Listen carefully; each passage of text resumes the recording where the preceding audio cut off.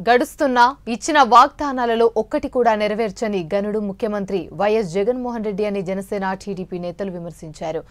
ఇక గత ఏడాది అక్టోబర్ 20వ తేదీన అవనిగడ్డకి వచ్చిన ముఖ్యమంత్రి వైఎస్ జగన్మోహన్ రెడ్డి పలు వాగ్దానాలతో చేశారు.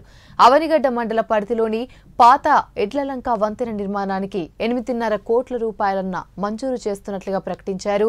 ఆ హామీకి నేటితో ఏడాది పూర్తయింది. కానీ హామీల అమలుకి నోచుకోలేదు. దీనికి నిరసనగా గ్రామస్తులు దీక్ష చేపట్టారు. వారికి జనసేన టీడీపీ నేతలు సంఘీభావాన్ని తెలిపారు. రేవులో నుంచుని నిరసన వ్యక్తం చేశారు.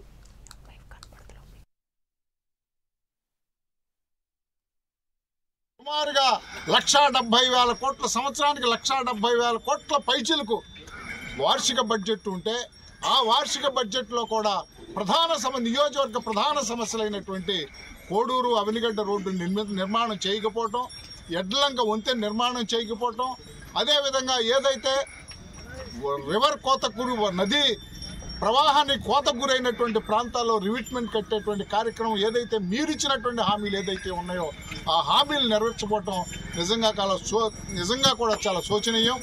ఇలాంటి పరిస్థితుల్లో ఈ ప్రభుత్వాన్ని కళ్ళు తెరిపించాలంటే ప్రజా ఉద్యమం ప్రజల ద్వారానే సాధ్యమవుతుంది.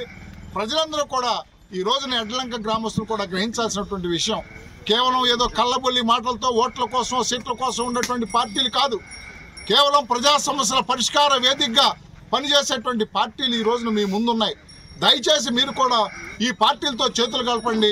ఎందుకు మన సమస్య పరిష్కారం కాదో ఆలోచిద్దాం, చేయి కలుపుదాం. ఖచ్చితంగా సమస్య పరిష్కారం